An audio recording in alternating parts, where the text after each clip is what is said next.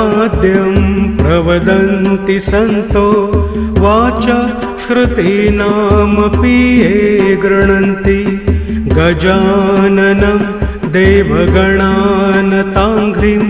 भजेऽहं धैर्यकृतावतंसम्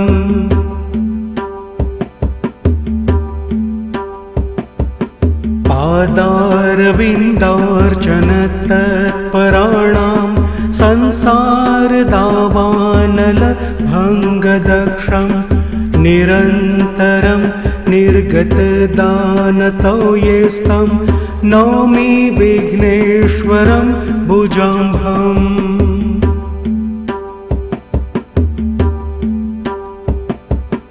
कृताङ्गरागं नवकुङ्कुमेन मत्तालिमालां मदपङ्कलग्नां निवारयन्तं निजकर्णतालये को विस्मरेत् पुत्रमनुषङ्गशत्रो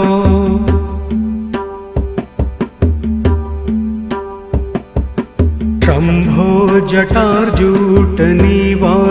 गङ्गा जलं समानीय कराम्बुजेन लीलाभिराराचि वचमर्चयन्तं गजाननं भक्तियुता भजन्ति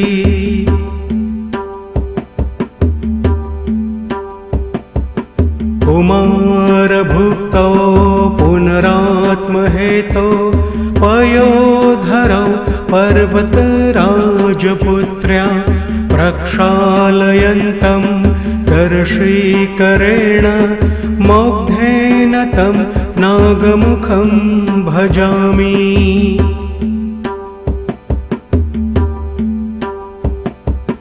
त्वया समुद्धृत्य गजास्य हस्तं शिखरा पुष्कररन्ध्रमुक्ता व्योमाङ्गने ते विचरन्ति तारा कालात्मना मौक्तिकतुल्यभास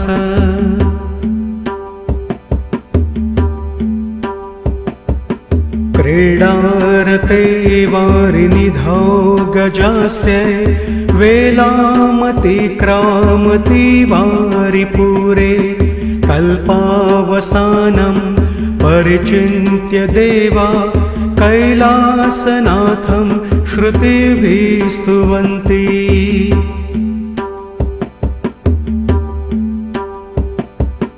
नागानने नागकृतोत्तरीये क्रीडारते देवकुमारसङ्घे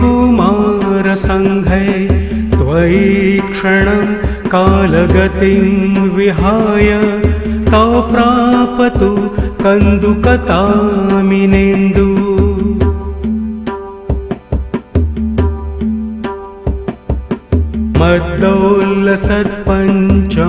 मद्दोल्लसत्पञ्चमुखैरजस्त्र मध्यापयन्तं सकलागमार्थान् देवान् ऋषिणः भक्तजनैकमित्रं हेरम्बकारुणमाश्रयामि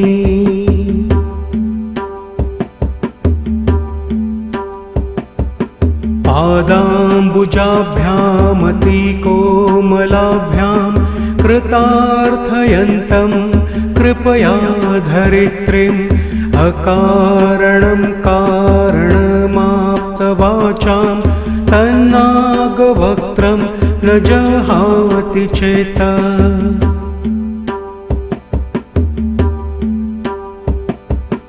येनार्पितं सत्यवती सुताय पुराणमालिख्य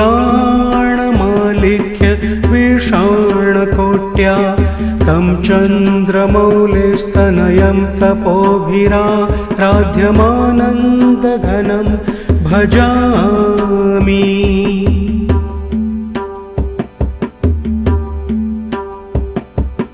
पदं श्रुतीनां पदं स्तुतीनां लीलावतारं परमात्ममूर्ते नागात्मको वा पुरुषात्मको वेद्यभेद्यमाद्यं भज विघ्नराजम्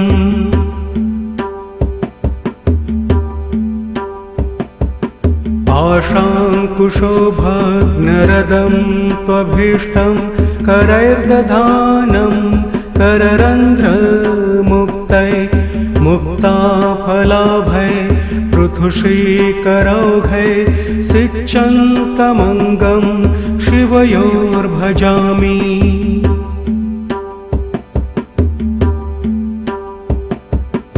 अनेकमेकं गजमेकदन्तं चैतन्यरूपं जगदादिबीजं ब्रह्मेति यं ब्रह्मविदो वदन्ति तं शम्भुसूनुं सततं भजामि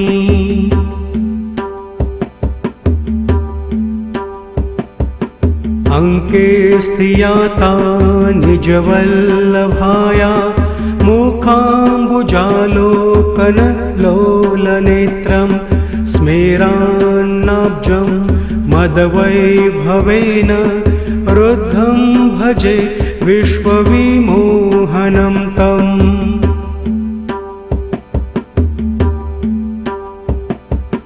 ये पूर्वमाराध्य गजाननं त्वां सर्वाणि शास्त्राणि पठन्ति तेषां त्वत्तो न चान्यत् प्रतिपाद्यमस्ति तदस्ति चेत् सत्यं सत्यकल्पम्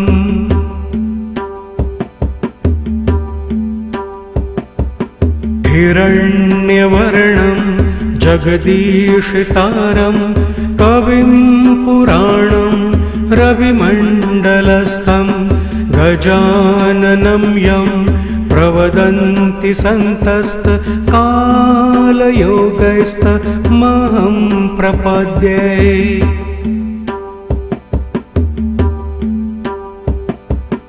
वेदान्तगीतं पुरुषं भजेह आत्मानमानन्दघनं हृदिस्थं गजाननं यन्महसा जनानां विघ्नान्धकारो विलयं प्रयाति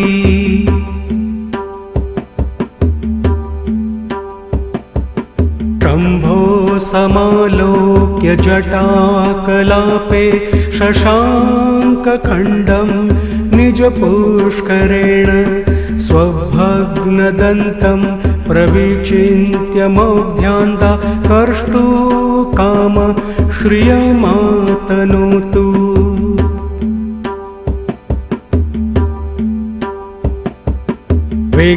विघ्नार्गलानां विनिपातनार्थं यं नारिकेलै कदलीफलाद्यै प्रभावयन्तो मदवारणास्यं प्रभुं सदाभीष्टमहं भजेतम्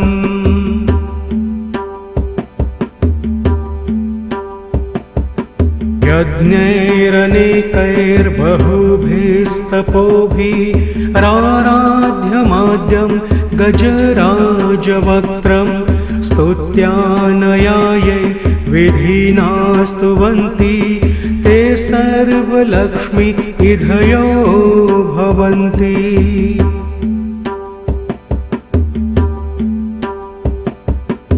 इति श्रीगणेशस्तोत्रम् सम्पूर्णम्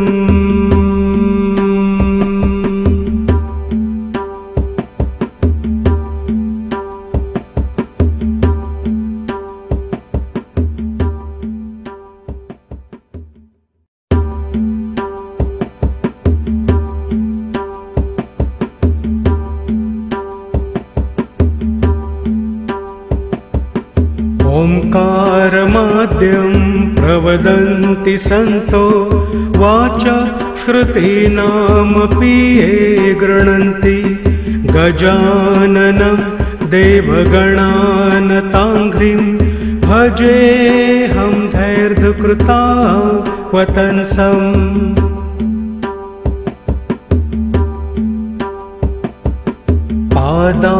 अरविन्दार्चनतत्पराणां संसारदावानलभङ्गदक्षं निरन्तरं निर्गतदानतो येस्तं नौमि विघ्नेश्वरं भुजम्भम्।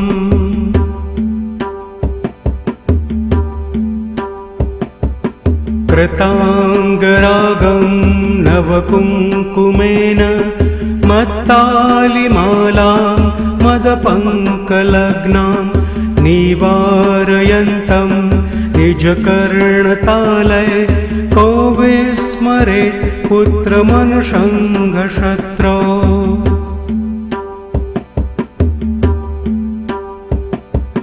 शम्भो जटार्जूटनिवासि गङ्गा जलं समानीय कराम्बुजेन लीलाभिराराचि वचमर्चयन्तं गजाननं भक्तियुता भजन्ति।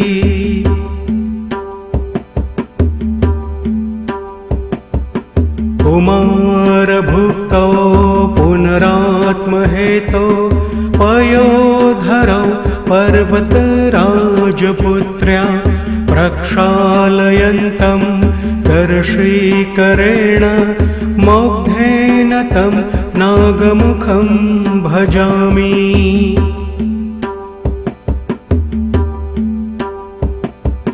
त्वया समुद्धृत्य गजास्य हस्तं शिखरा पुष्कररन्ध्रमुक्ता व्योमाङ्गने ते विचरन्ति तारा कालात्मना मौक्तिकतुल्यभासा।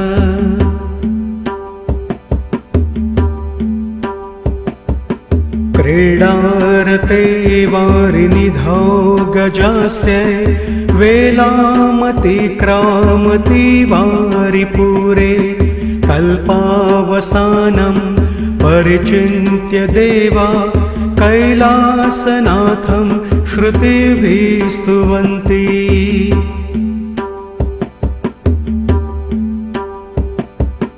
नागानने नागकृतोत्तरीये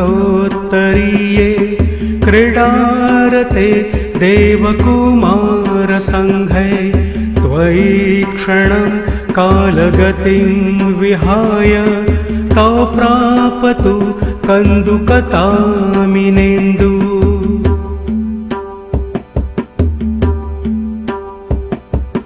मद्दोल्लसत्पञ्चमुखैरजस्त्र मध्यापयन्तं सकलागमार्थान् देवान् ऋषीन् भक्तजनैकमित्रं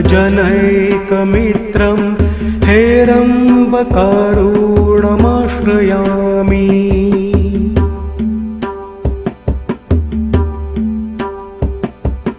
पादाम्बुजाभ्यामतिकोमलाभ्यां कृतार्थयन्तं कृपया धरित्रीम् अकारणं कारणमाप्तवाचां तन्नागवक्त्रं न जहाति चेत्।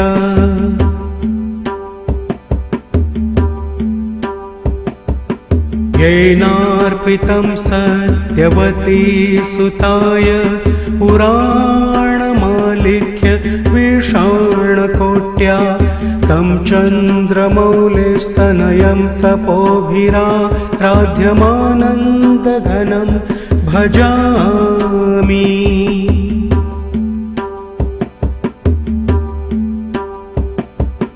पदं श्रुतीनां पदं स्तुतीनां लीलावतारं परमात्ममूर्ते नागात्मको वा पुरुषात्मको वेद्यभेद्यमाद्यं भज विघ्नराजम्।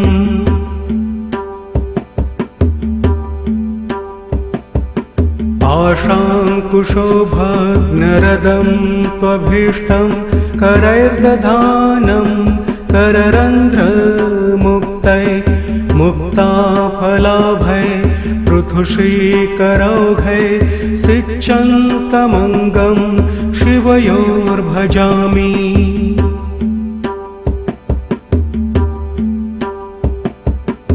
अनेकमेकं गजमेकदन्तं चैतन्यरूपं जगदादिबीजं ब्रह्मेति यं ब्रह्मविदो वदन्ति तं शम्भुसूनुं सततं भजामि।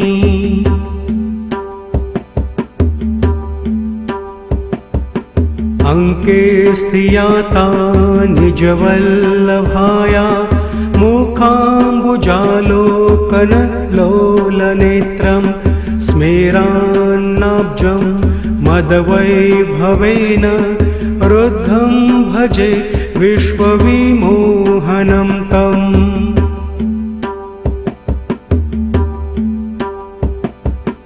ये पूर्वमाराध्य गजाननं त्वां सर्वाणि शास्त्राणि पठन्ति तेषां त्वत्तो न चान्यत् प्रतिपाद्यमस्ति तदस्ति चेत् सत्यं सत्यकल्पम्।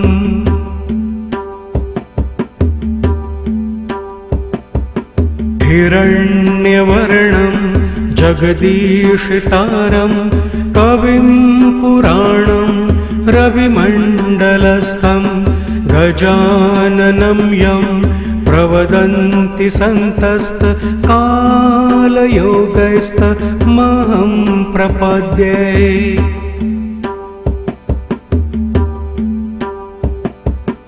वेदान्तगीतं पुरुषं भजेह आत्मानमानन्दघनं हृदिस्थं गजाननं यन्महसा जनानां विघ्नान्धकारो विलयं प्रयाति।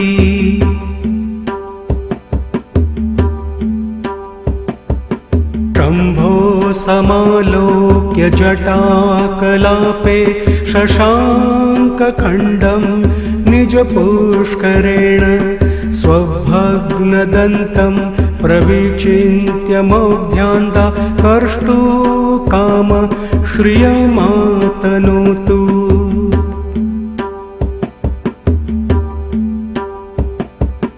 विघ्नार्गलानां विनिपातनार्थं यं नारिकेलै कदलीफलाद्यै प्रभावयन्तो मदवारणास्यं प्रभुं सदाभीष्टमहं भजेतम्।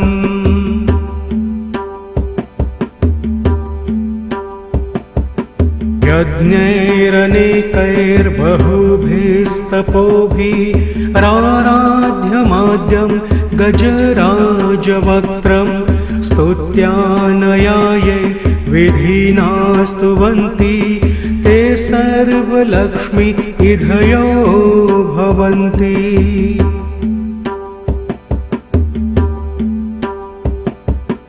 इति श्रीगणेशस्तोत्रम् सम्पूर्णम्।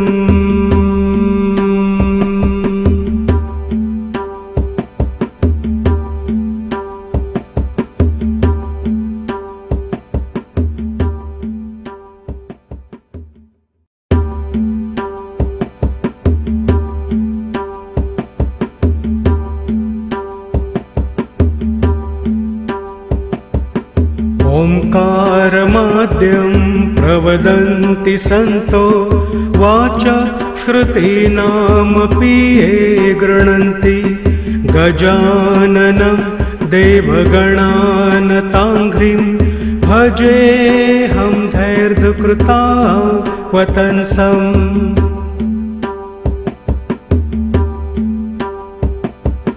पादारविन्दार्चन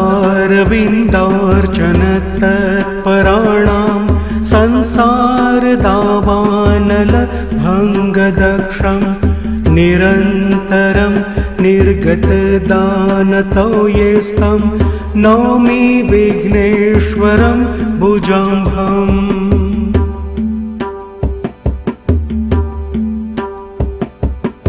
कृताङ्गरागं नवकुङ्कुमेन मत्तालिमालां मदपङ्कलग्नां निवारयन्तं निजकर्णतालय को विस्मरेत् पुत्रमनुषङ्गशत्रौ।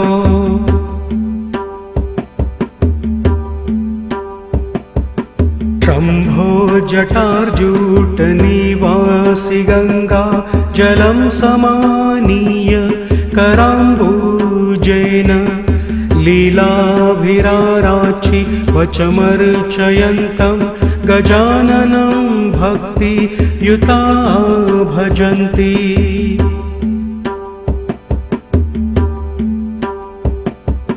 कुमारभुक्तौ पुनरात्महेतौ पयोधरौ पर्वतराजपुत्र्या प्रक्षालयन्तं कर्षीकरेण मोग्धेन तं नागमुखं भजामि।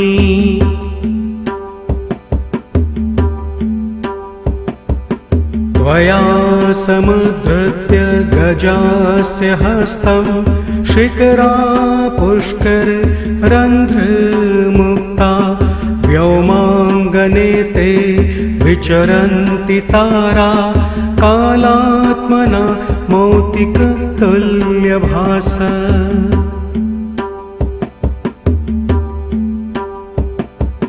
क्रीडारते वारिनिधौ गजास्य वेलामतिक्रामति वारिपुरे कल्पावसानं परिचिन्त्य देवा कैलासनाथं श्रुतिभिः स्तुवन्ति।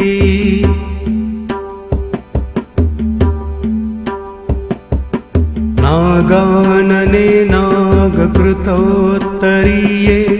क्रीडारते देवकुमारसङ्घे त्वयि क्षणं कालगतिं विहाय तौ प्रापतु कन्दुकतामिनेन्दु।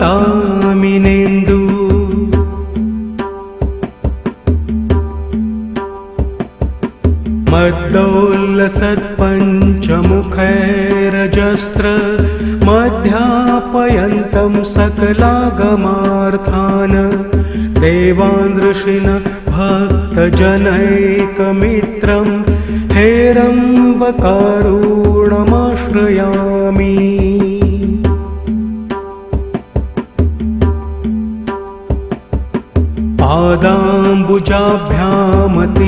पादाम्बुजाभ्यामतिकोमलाभ्यां कृतार्थयन्तं कृपया धरित्रीम् अकारणं कारणमाप्तवाचां तन्नागवक्त्रं न जहाति चेत्।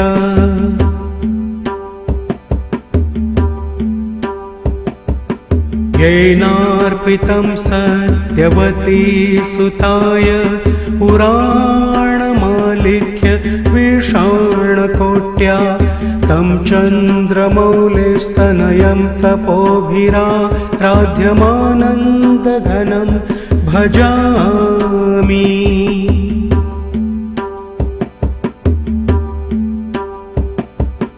पदं श्रुतीनां पदं स्तुतीनां लीलावतारं परमात्ममूर्ते नागात्मको वा पुरुषात्मको वेद्यभेद्यमाद्यं भज विघ्नराजम्।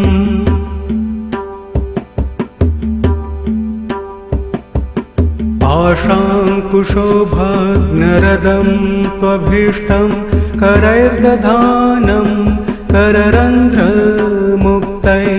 मुक्ताफलाभै पृथुषीकरौघै सिच्यन्तमङ्गं शिवयोर्भजामि।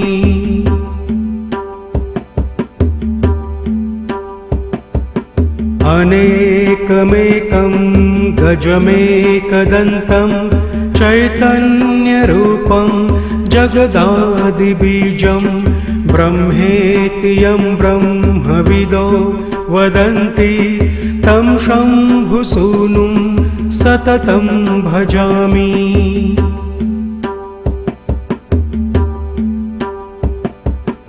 अङ्के स्थियाता निजवल्लभाया मुखाम्बुजालोकनलोलनेत्रं स्मेरान्नाब्जं मदवैभवेन रुद्धं भजे विश्वविमोहनं तम्।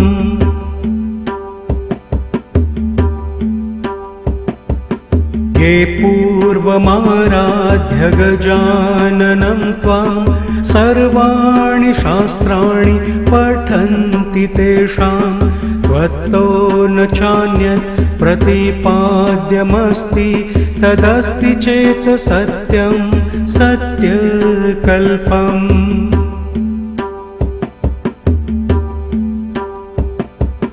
हिरण्यवर्णं जगदीशितारं कविं पुराणं रविमण्डलस्थं गजाननं यं प्रवदन्ति सन्तस्तकालयोगैस्तमहं प्रपद्ये।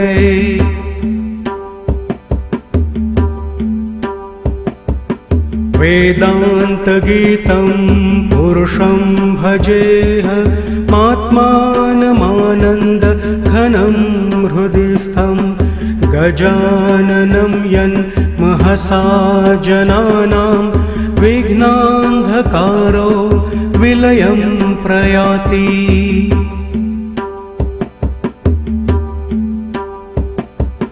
शम्भो समालोक्य जटाकलापे शशाङ्कखण्डं निजपुष्करेण स्वभग्नदन्तं प्रविचिन्त्य मौग्ध्यान्दाकर्ष्टुकाम श्रियमातनोतु।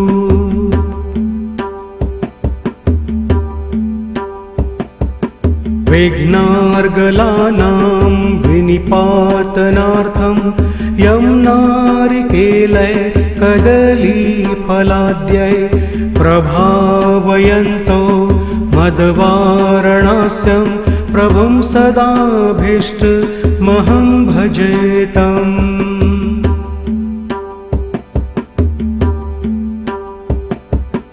यज्ञैरनेकैर्बहुभिस्तपोभिः राराध्यमाद्यं गजराजवक्त्रं स्तुत्यानयाये विधिना स्तुवन्ति ते सर्वलक्ष्मी इधयो भवन्ति।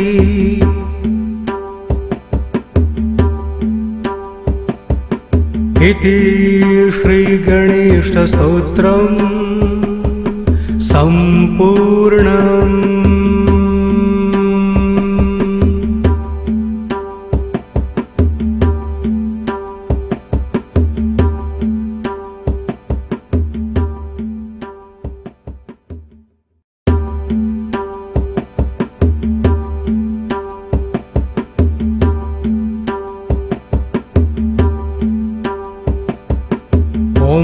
ओंकारमाद्यं प्रवदन्ति सन्तो वाचा श्रुतीनामपि ये गृह्णन्ति गजाननं देवगणानताङ्घ्रिं भजेऽहं धैर्यकृतावतंसम्।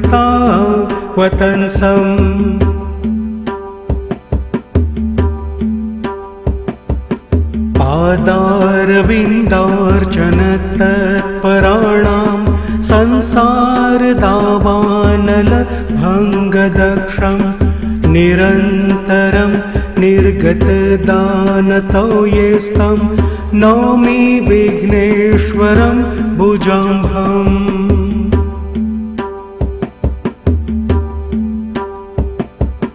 कृताङ्गरागं नवकुङ्कुमेन मत्तालिमालां मदपङ्कलग्नां निवारयन्तं निजकर्णतालय को विस्मरेत् पुत्रमनुषङ्गशत्रो।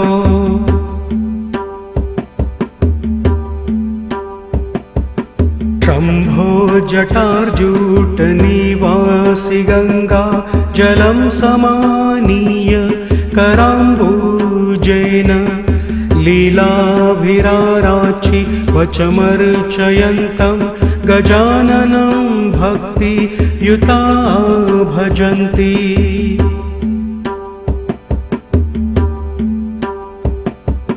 कुमारभुक्तौ पुनरात्महेतौ पयोधरौ पर्वतराजपुत्र्या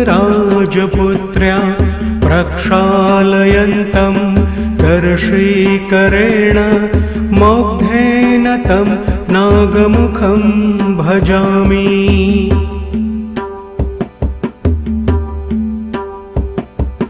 त्वया समुद्धृत्य गजास्य हस्तं शिखरा पुष्कररन्ध्रमुक्ता व्योमाङ्गने ते विचरन्ति तारा कालात्मना मौक्तिकतुल्यभासा।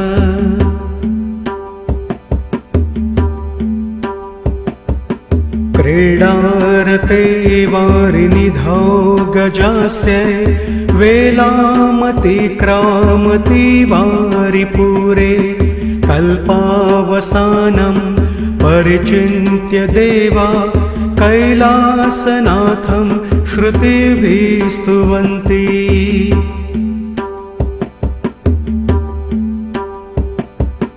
नागानने नागकृतोत्तरीये क्रीडारते देवकुमारसङ्घे त्वयि क्षणं कालगतिं विहाय तौ प्रापतु कन्दुकतामिनेन्दु।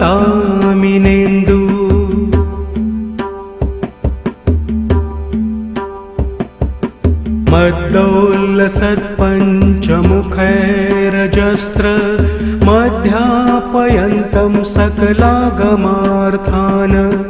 देवान् ऋषिणः भक्तजनैकमित्रं हेरम्बकारुणमाश्रयामि।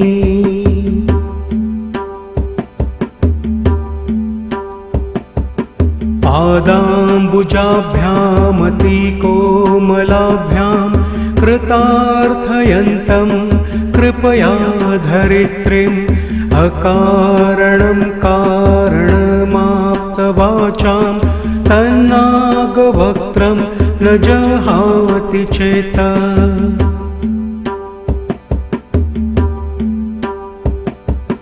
येनार्पितं सत्यवती सुताय पुराणमालिक्य विषाणकोट्या तं चन्द्रमौलिस्तनयं तपोभिराराध्यमानन्दघनं भजामि।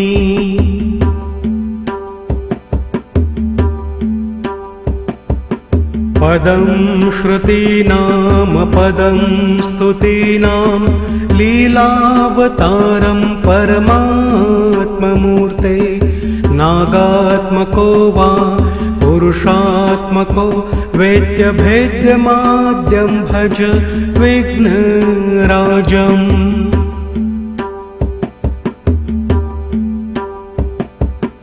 आशाङ्कुशोभग्नरदं त्वभीष्टं करैर्दधानं कररन्ध्रमुक्तै मुक्ताफलाभै पृथुषीकरौघै सिच्यन्तमङ्गं शिवयोर्भजामि।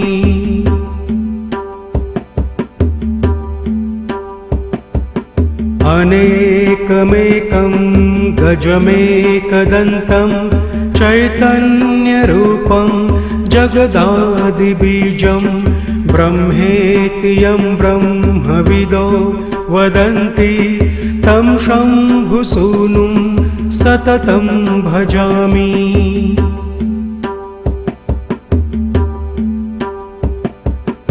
अङ्के स्थियाता निजवल्लभाया मुखाम्बुजालोकनलोलनेत्रं स्मेरान्नाब्जं मदवैभवेन रुद्धं भजे विश्वविमोहनं तम्।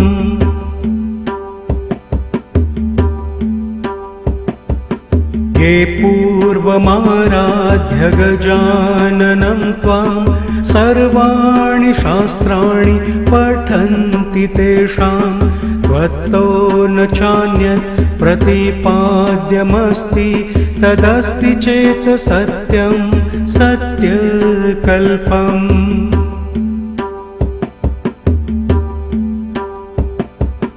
हिरण्यवर्णं जगदीशितारं कविं पुराणं रविमण्डलस्थं गजाननं यं प्रवदन्ति सन्तस्तकालयोगैस्तमहं प्रपद्ये।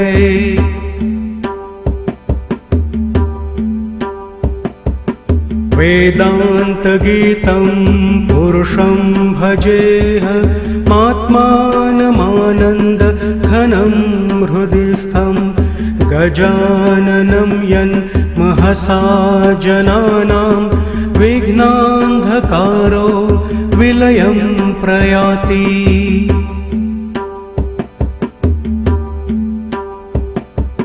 शम्भो समालोक्य जटाकलापे शशाङ्कखण्डं निजपुष्करेण स्वभग्नदन्तं प्रविचिन्त्य मौढ्यान्ता कर्ष्टुकाम श्रियमातनोतु।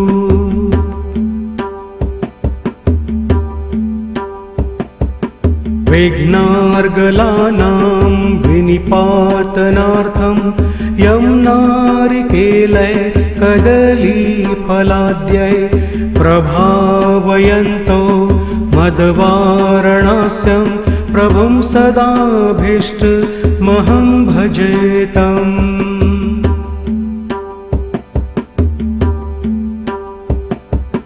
यज्ञैरनेकैर्बहुभिस्तपोभिः राराध्यमाद्यं गजराजवक्त्रं स्तुत्यानयाये विधिना स्तुवन्ति ते सर्वलक्ष्मी इधयो भवन्ति।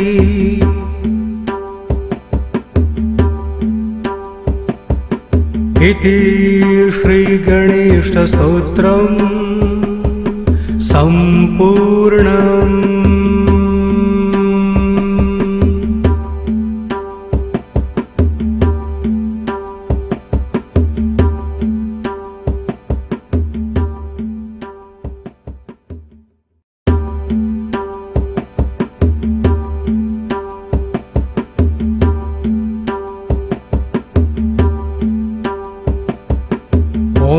ओंकारमाद्यं प्रवदन्ति सन्तो वाचा श्रुतीनामपि ये गृह्णन्ति गजाननं देवगणानताङ्घ्रिं भजेऽहं धैर्यकृतावतंसम्।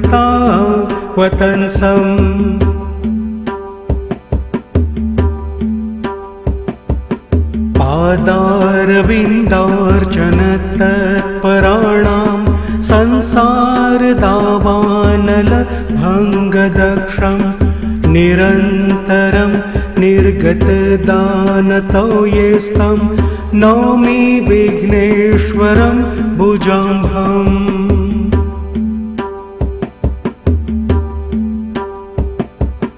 कृताङ्गरागं नवकुङ्कुमेन मत्तालिमालां मदपङ्कलग्नां निवारयन्तं निजकर्णतालय को विस्मरेत् पुत्रमनुषङ्गशत्रो।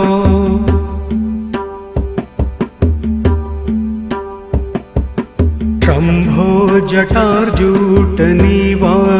गङ्गा जलं समानीय कराम्बुजेन लीलाभिराराचि वचमर्चयन्तं गजाननं भक्तियुता भजन्ति।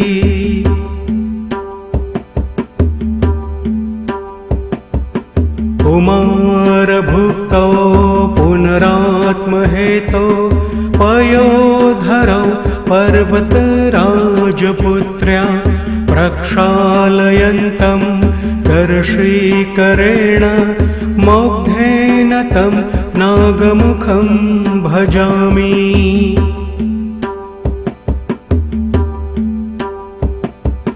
त्वया समुद्धृत्य गजस्य हस्तं शिखरा पुष्कररन्ध्रमुक्ता व्योमाङ्गने ते विचरन्ति तारा कालात्मना मौक्तिकतुल्यभास।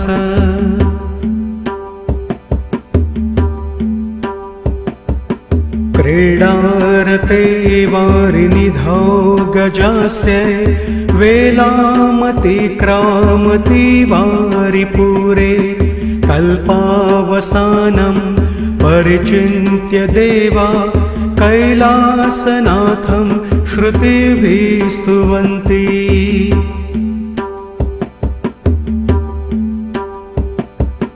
नागानने नागकृतोत्तरीये क्रीडारते देवकुमारसङ्घै त्वयि क्षणं कालगतिं विहाय तौ प्रापतु कन्दुकतामिनेन्दु।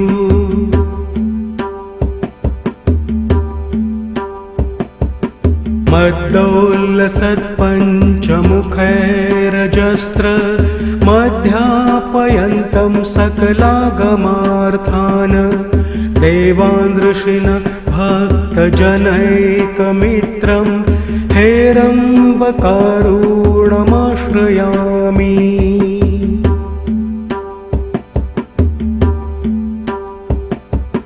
पादाम्बुजाभ्यामतिकोमलाभ्यां कृतार्थयन्तं कृपया धरित्रीम् अकारणं कारणमाप्तवाचां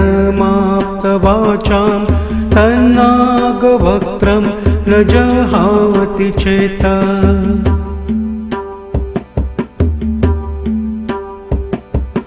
येनार्पितं सत्यवती सुताय पुराणमालिक्य विषाणकोट्या तं चन्द्रमौलिस्तनयं तपोभिराराध्यमानन्दघनं भजामि।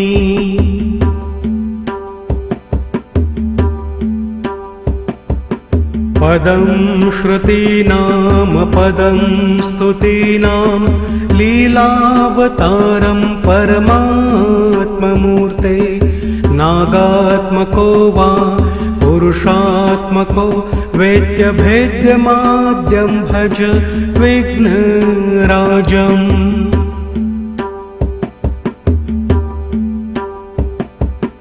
आशाङ्कुशोभग्नरदं त्वभीष्टं करैर्दधानं कररन्ध्रमुक्तै मुक्ताफलाभै पृथुषीकरौघै सिच्यन्तमङ्गं शिवयोर्भजामि।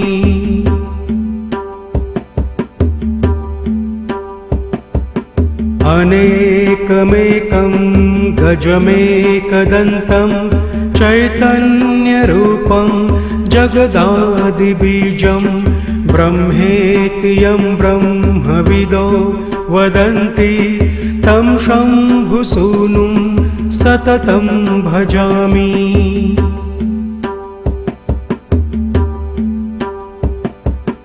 अङ्के स्थियाता निजवल्लभाया मुखाम्बुजालोकनलोलनेत्रं स्मेरान्नाब्जं मदवैभवेन रुद्धं भजे विश्वविमोहनं तम्।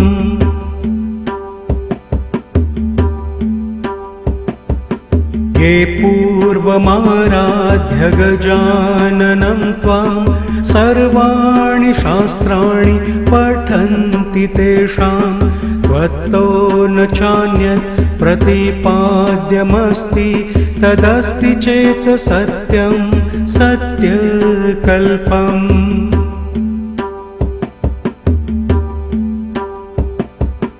हिरण्यवर्णं जगदीशितारं कविं पुराणं रविमण्डलस्थं गजाननं यं प्रवदन्ति सन्तस्तकालयोगैस्तमहं प्रपद्ये।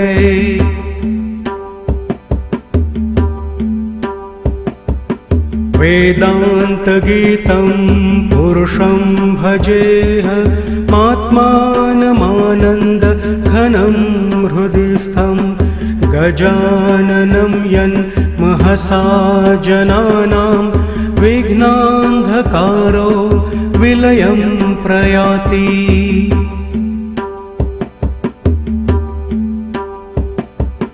शम्भो समालोक्य जटाकलापे शशाङ्कखण्डं निजपुष्करेण स्वभग्नदन्तं प्रविचिन्त्य मौढ्यान्धकर्ष्टुकाम श्रियमातनोतु।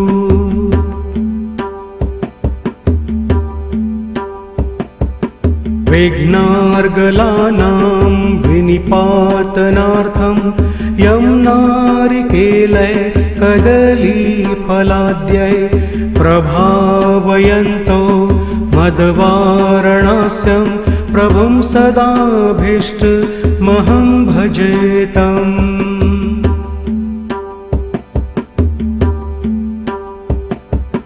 यज्ञैरनेकैर्बहुभिस्तपोभिः राराध्यमाद्यं गजराजवक्त्रं स्तुत्यानयाये विधिना स्तुवन्ति ते सर्वलक्ष्मी इधयो भवन्ति।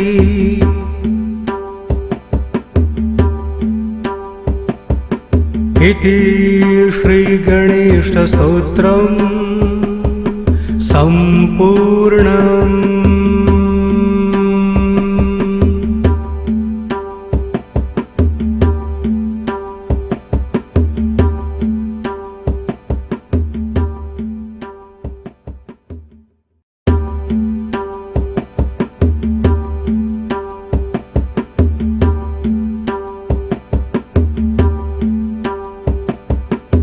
ओंकारमाद्यं प्रवदन्ति सन्तो वाच श्रुतीनामपि ये गृह्णन्ति गजाननं देवगणानताङ्घ्रिं भजेऽहं धैर्यकृतावतंसम्।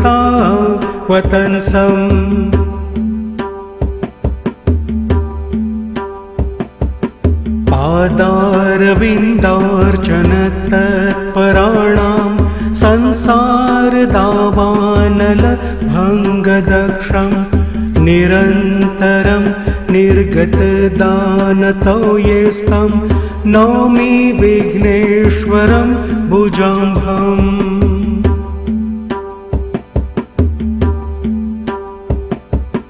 कृताङ्गरागं नवकुङ्कुमेन मत्तालिमालां मदपङ्कलग्नां निवारयन्तं निजकर्णतालये को विस्मरेत् पुत्रमनुषङ्गशत्रो।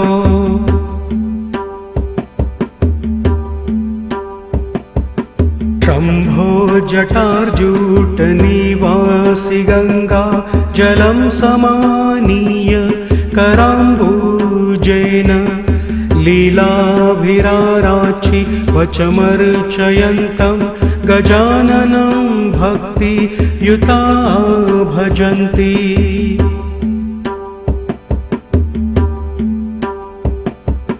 कुमारभुक्तौ पुनरात्महेतो पयोधरौ पर्वतराजपुत्र्या प्रक्षालयन्तं दर्शीकरेण मौग्धेन तं नागमुखं भजामि।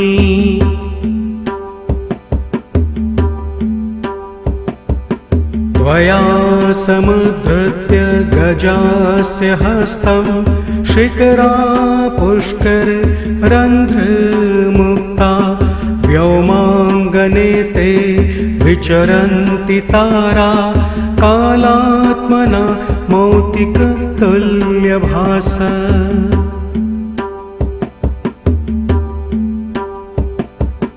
क्रीडारते वारिनिधौ गजास्य वेलामतिक्रामति वारिपूरे कल्पावसानं परिचिन्त्य देवा कैलासनाथं श्रुतिभिः स्तुवन्ति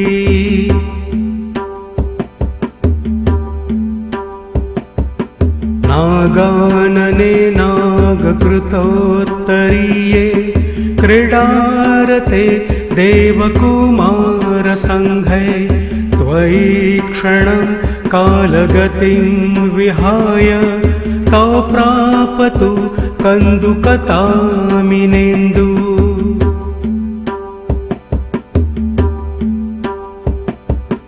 मद्दोल्लसत्पञ्चमुखैरजस्त्र मध्यापयन्तं सकलागमार्थान् देवान् ऋषिणः भक्तजनैकमित्रं हेरम्बकारुणमाश्रयामि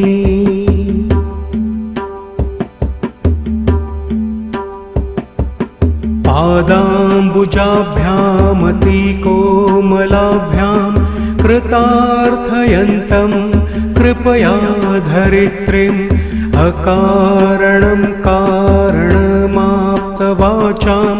तन्नागवक्त्रं न जहाति चेत्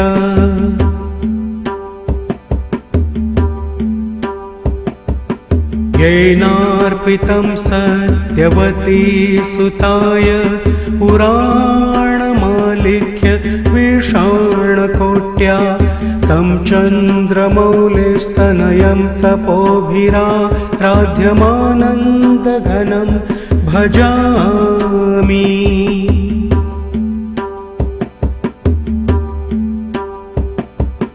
पदं श्रुतीनां पदं स्तुतीनां लीलावतारं परमात्ममूर्ते नागात्मको वा पुरुषात्मको वेद्यभेद्यमाद्यं भज विघ्नराजम्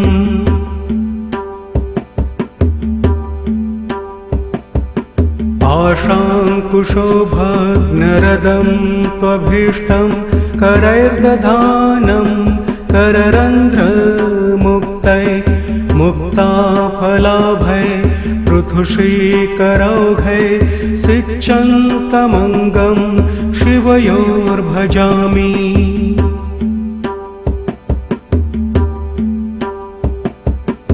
अनेकमेकं गजमेकदन्तं चैतन्यरूपं जगदादिबीजं ब्रह्मेति यं ब्रह्मविदो वदन्ति तं शम्भुसूनुं सततं भजामि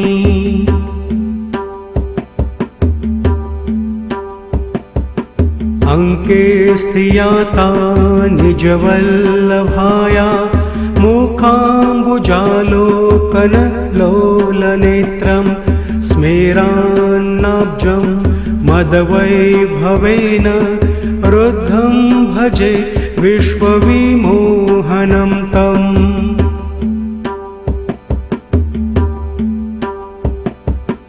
ये पूर्वमाराध्य गजाननं त्वां सर्वाणि शास्त्राणि पठन्ति तेषां त्वत्तो न चान्यत् प्रतिपाद्यमस्ति तदस्ति चेत् सत्यं सत्यकल्पम्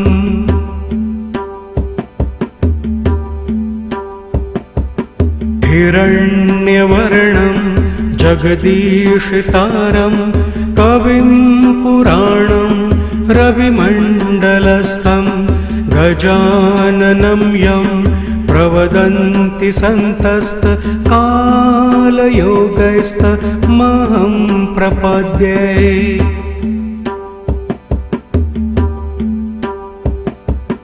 वेदान्तगीतं पुरुषं भजेह आत्मानमानन्दघनं हृदि स्थं गजाननं यन्महसा जनानां विघ्नान्धकारो विलयं प्रयाति।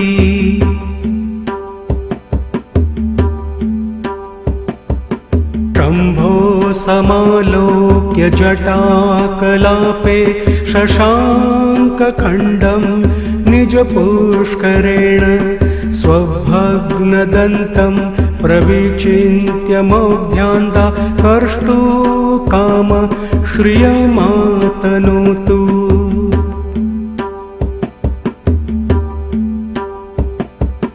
विघ्नार्गलानां विनिपातनार्थं यं नारिकेलै कदलीफलाद्यै प्रभावयन्तो मदवारणास्यं प्रभुं सदाभीष्टमहं भजेतम्।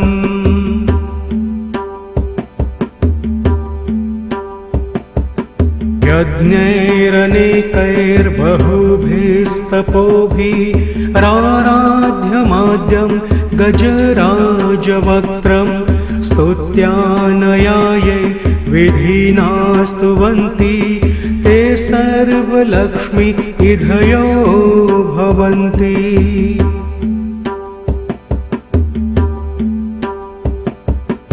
इति श्रीगणेशस्तोत्रम् सम्पूर्णम्।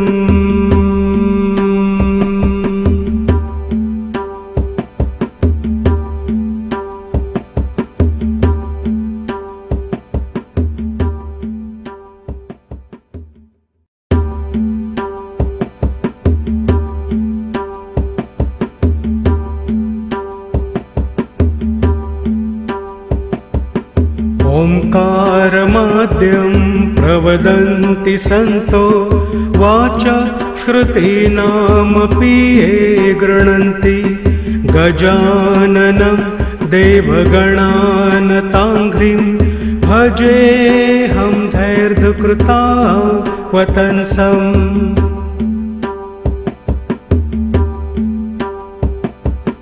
पादारविन्दार्चनतत्पराणां संसारदावानलभङ्गदक्षं निरन्तरं निर्गतदानतो ये स्तं नौमि विघ्नेश्वरं भुजाम्भम्।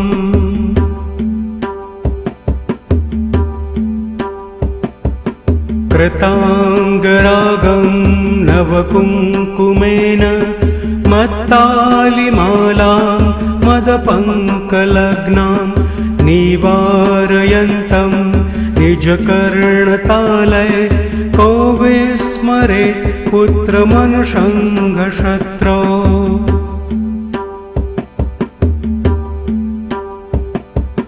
शम्भो जटार्जूटनिवासि गङ्गा जलं समानीय कराम्बुजेन लीलाभिराराचि वचमर्चयन्तं गजाननं भक्तियुता भजन्ति।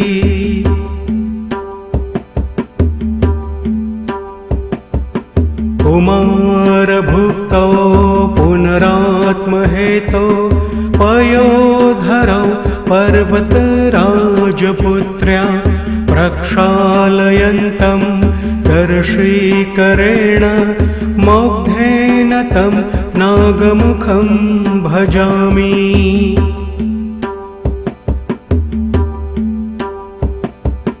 त्वया समुद्धृत्य गजास्य हस्तं शिखरा पुष्कर रन्ध्रमुक्ता व्योमाङ्गने ते विचरन्ति तारा कालात्मना मौक्तिकतुल्यभास।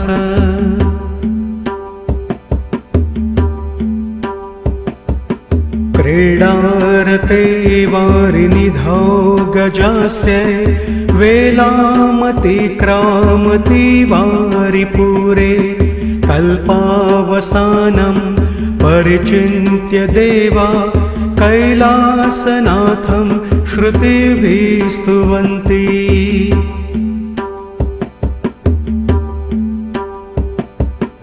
नागानने नागकृतोत्तरीये क्रीडारते देवकुमारसङ्घै त्वयि क्षणं कालगतिं विहाय तौ प्रापतु कन्दुकतामिनेन्दु।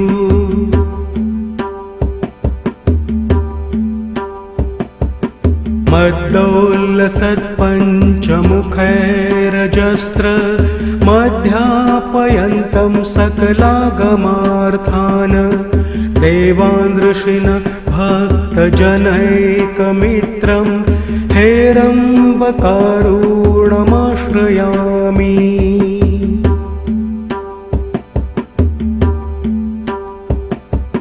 पादाम्बुजाभ्यामतिकोमलाभ्यां कृतार्थयन्तं कृपया धरित्रीम् अकारणं कारणमाप्तवाचां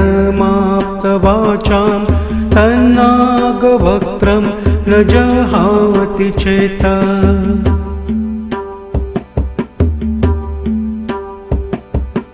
येनार्पितं सत्यवती सुताय पुराणमालिक्य विषाणकोट्या तं चन्द्रमौलिस्तनयं तपोभिराराध्यमानन्दघनं भजामि।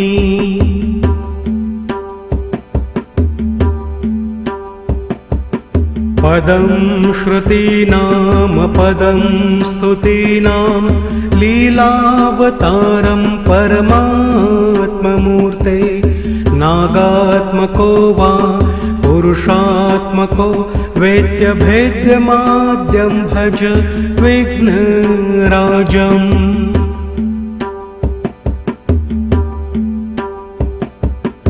आशाङ्कुशोभग्नरदं त्वभीष्टं करैर्दधानं कररन्ध्रमुक्तै मुक्ताफलाभै पृथुषीकरौघै सिच्यन्तमङ्गं शिवयोर्भजामि।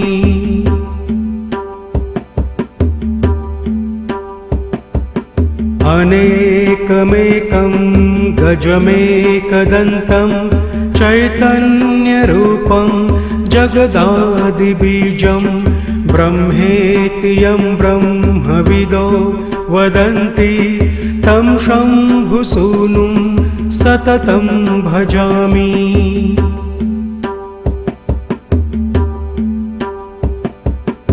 अङ्के स्थियाता निजवल्लभाया मुखाम्बुजालोकनलोलनेत्रं स्मेरान्नाब्जं मदवैभवेन रुद्धं भजे विश्वविमोहनं तम्।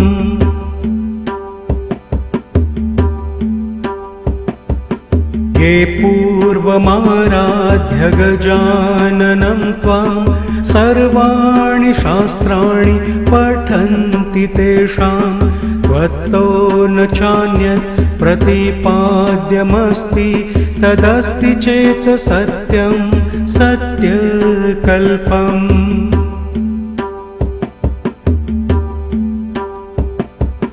हिरण्यवर्णं जगदीशितारं कविं पुराणं रविमण्डलस्थं गजाननं यं प्रवदन्ति सन्तस्तकालयोगैस्तमहं प्रपद्ये।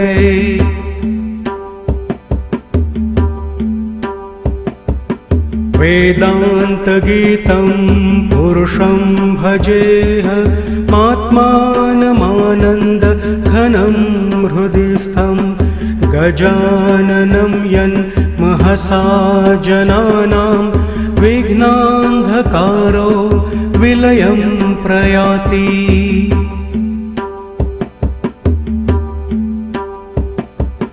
शम्भो समालोक्य जटाकलापे शशाङ्कखण्डं निजपुष्करेण स्वभग्नदन्तं प्रविचिन्त्य मौग्ध्यान्ता कर्ष्टुकाम श्रियमातनोतु।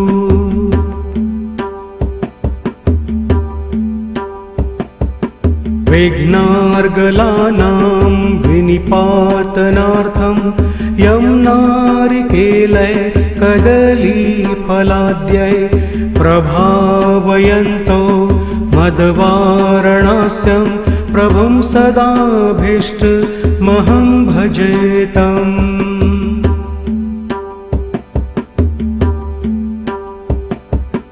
यज्ञैरनेकैर्बहुभिस्तपोभिः राराध्यमाद्यं गजराजवक्त्रं स्तुत्यानयायै विधिना स्तुवन्ति ते सर्वलक्ष्मी इधयो भवन्ति।